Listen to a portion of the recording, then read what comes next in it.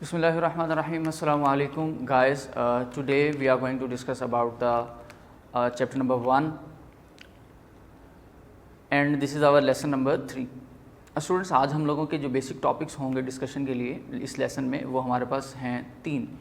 The first one is basic term, second one is damped oscillation and third one is the long question for the simple harmonic motion and how can we write this long question. So this is about the presentation. Students इसी के साथ अगर हम basic terms की तरफ आएँ तो basic term में हमने जो टर्म्स डिस्कस करनी हैं that are vibration, time period, frequency and amplitude.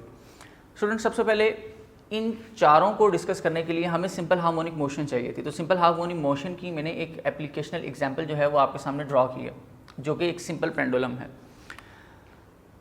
और स्टूडेंट वाइब्रेशन से रेलेवेंट हमारे पास जो प्रीवियस नॉलेज है उसके अकॉर्डिंग अगर हम देखें तो हमारे पास वाइब्रेशन है just a movement of an object to and fro, means to and fro movement of an object, this is called the vibration.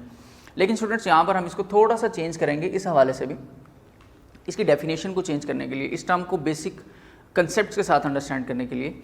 And that are कि स्टूडेंट्स जब भी आपका ऑब्जेक्ट अपनी मेन पोजीशन पर स्टेबल इक्विलिब्रियम की state में रहे और हम उसको with the help of force disturb कर दें तो स्टूडेंट्स डिस्टर्ब करने के बाद ऑब्जेक्ट अपनी एक्सट्रीम पोजीशन पर आएगा और एक्सट्रीम पोजीशन पे आने के बाद जैसे ही हम इस ऑब्जेक्ट को छोड़ेंगे तो ये फ्री टू मूव होगा और इसकी मूवमेंट जो है वो सिंपल हार्मोनिक मोशन होगी.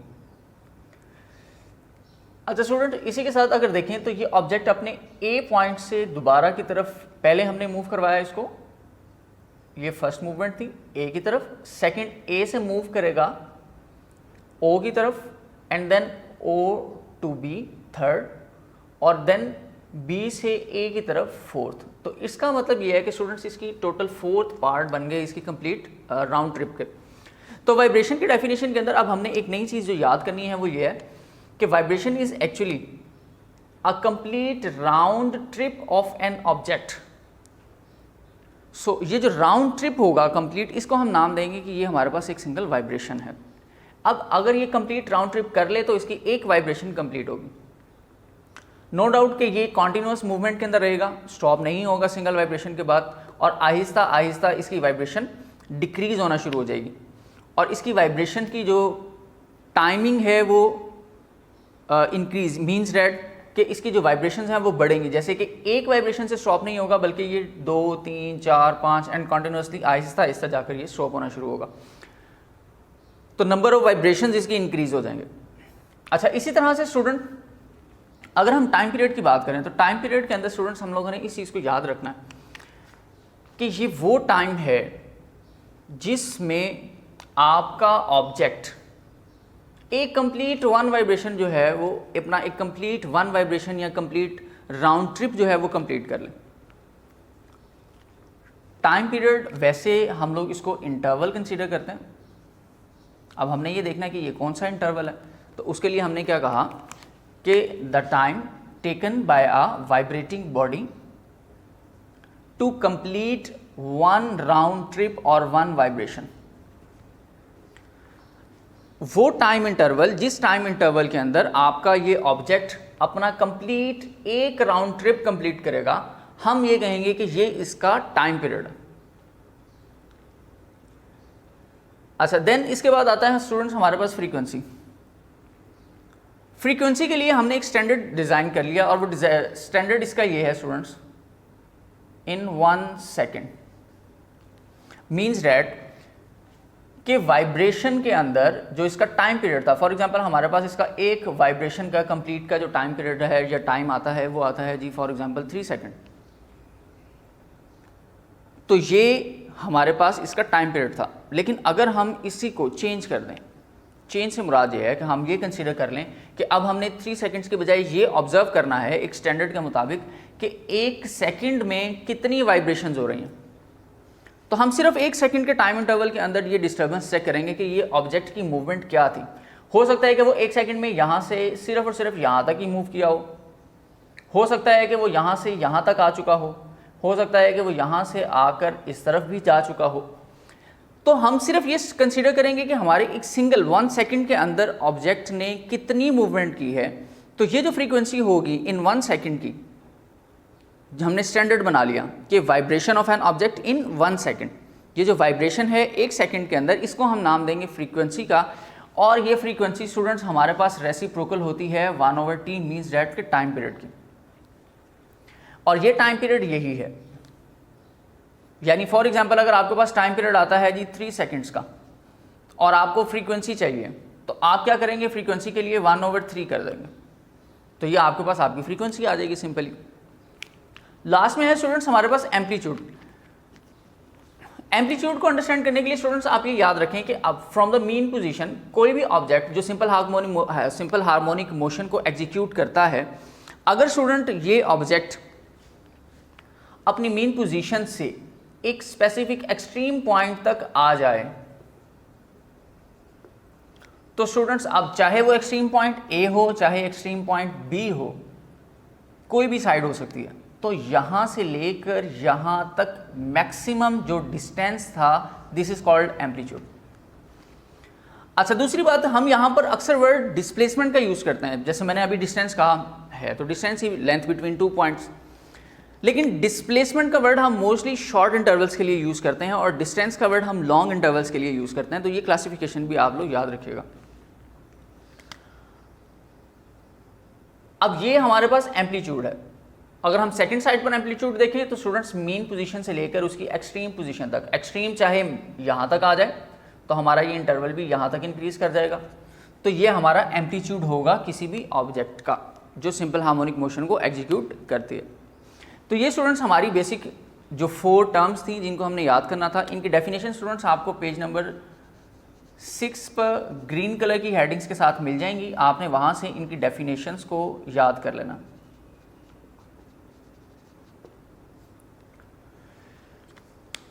इसके बाद स्टूडेंट्स हमारे पास है एक damped oscillation.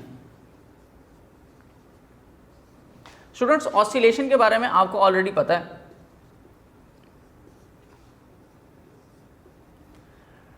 Oscillation second name of vibration है।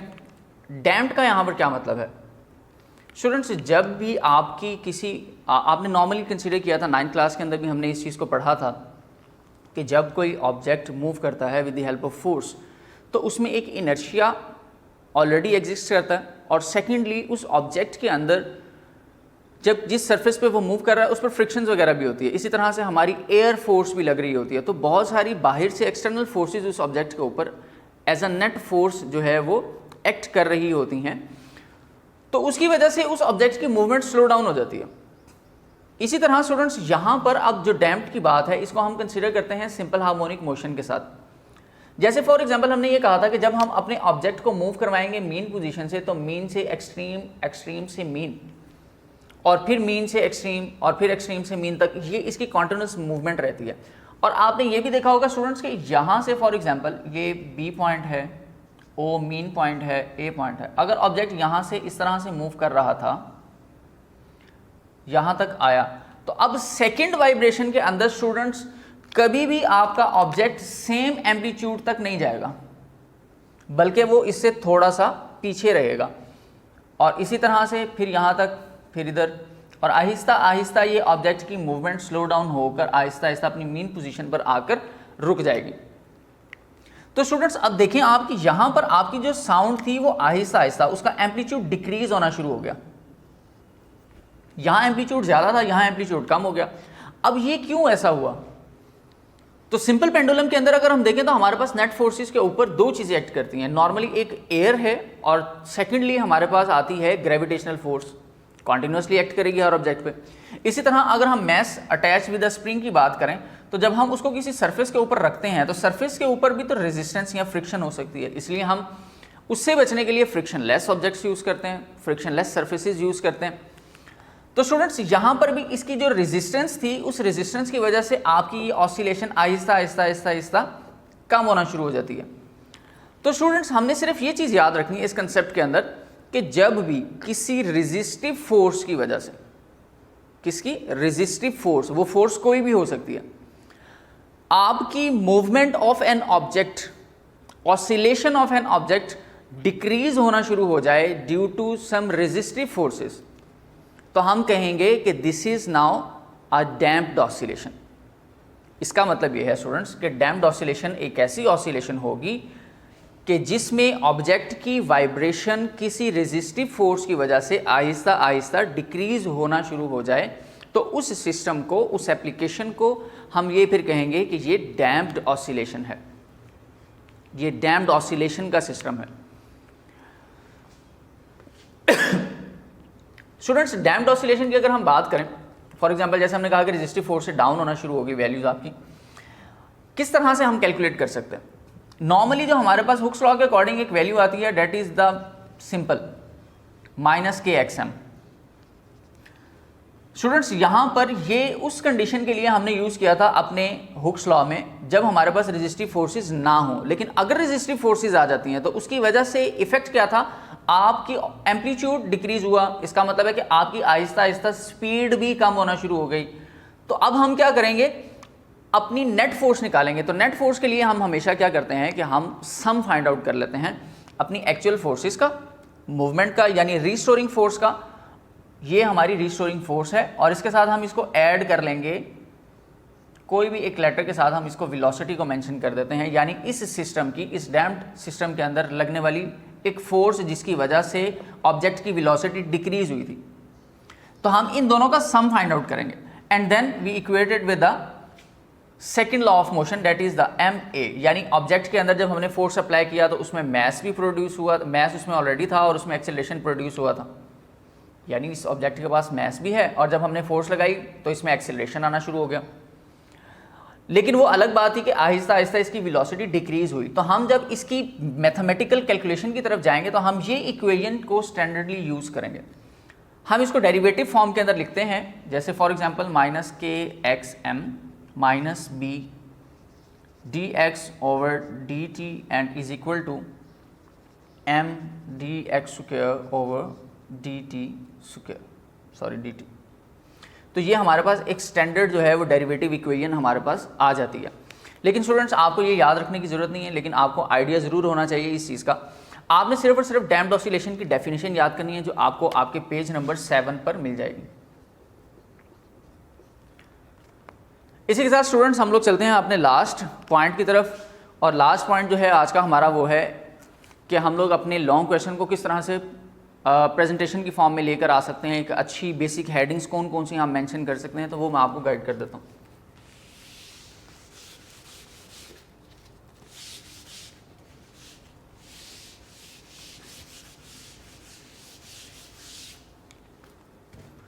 स्टूडेंट्स, हमारे पास किसी भी लॉन्ग क्वेश्चन को लिखने के लिए मैं स्टैंडर्ड आपको हेडिंग्स बता रहा हूँ, आपने याद रखनी है। उसमें आप फर्दर थोड़ी बहुत चेंजिंग अपने तौर पर कर सकते हैं। स्टूडेंट्स, सबसे पहले नंबर पे किसी भी लॉन्ग क्वेश्चन को लिखने के लिए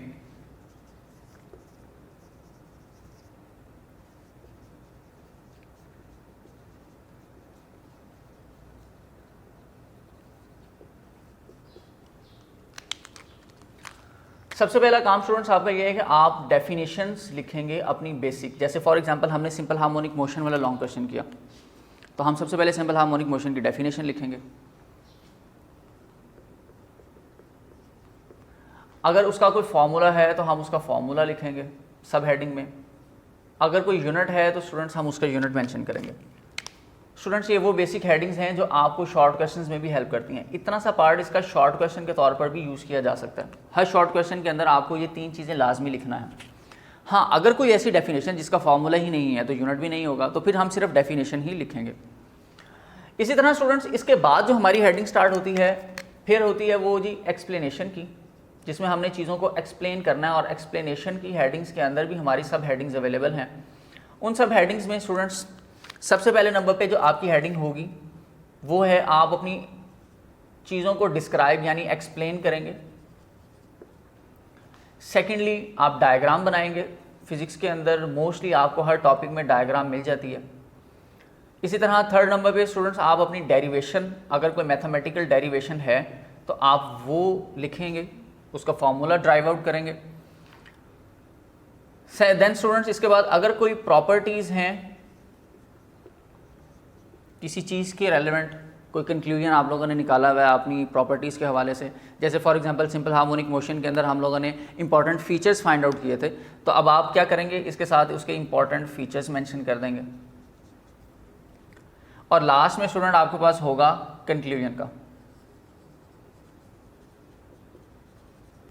तो स्टूडेंट्स किसी भी लॉन्ग क्वेश्चन को फिजिक्स के अंदर लिखने के लिए आपके पास ये बेसिक हेडिंग्स हैं जो आप यूज़ कर सकते हैं अपने लॉन्ग क्वेश्चन को रिप्रेजेंट करने के लिए, जिसमें सबसे पहले नंबर पे क्या किया आपने। अच्छा, फॉर एग्जांपल अगर हम सिंपल पेंडुलम की या time period simple harmonic motion की जो हमारी एप्लीकेशंस थी जो हमने डिस्कस की थी स्टार्ट में, पहले हमने किया mass attach with the spring, अगर हम उसको डिस्कस कर लें कि हम उसका लॉन्ग क्वेश्चन किस तरह से लिख सकते हैं, तो स्टूडेंट सबसे पहले सिंपल हार्मोनिक मोशन की डेफिनेशन लिखें, no formula no unit. Explanation पे आएंगे, एक्सप्लेनेशन के अंदर आकर आप अपनी वैल्यूज़ को डिस्क्राइब करेंगे, जो हमने डायग्राम बनाकर सारी डिटेल डिस्कस की थी आप उसको डिस्क्राइब करेंगे, डायग्राम ड्रॉ करेंगे, लेबल करेंगे, हम उसकी मैथमेटिकल डेरिवेशन जो हमने हुक्स लॉ और न्यूटन्स के सेकंड लॉ के साथ की थी हम वो मेंशन करेंगे, important features of simple harmonic motion लिखेंगे, और स्टूडेंट्स लास्ट में आपके पास कंक्लूजन होगा ये बताने के लिए कि क्या ये ऑब्जेक्ट जो है वो एग्जीक्यूट कर रहा है simple harmonic motion according to the definition या नहीं। तो हम अपनी लॉन्ग क्वेश्चंस को, अपनी हेडिंग्स को इस तरह से अरेंज करके लिखेंगे। तो उम्मीद है कि स्टूडेंट्स आपको ये चीज़ें समझ आ गई होंगी। अगर फिर भी कोई चीज़ आपको समझना है तो आप नीचे वीडियो के कमेंट के अंदर मेंशन कर सकते हैं, और उसमें इंशाल्लाह एज सून एज़ पॉसिबल जैसे हो सकेगा तो आपको आपका रिप्लाई जो है वो भी मिल जाएगा। जज़ाकुमुल्लाह खैर।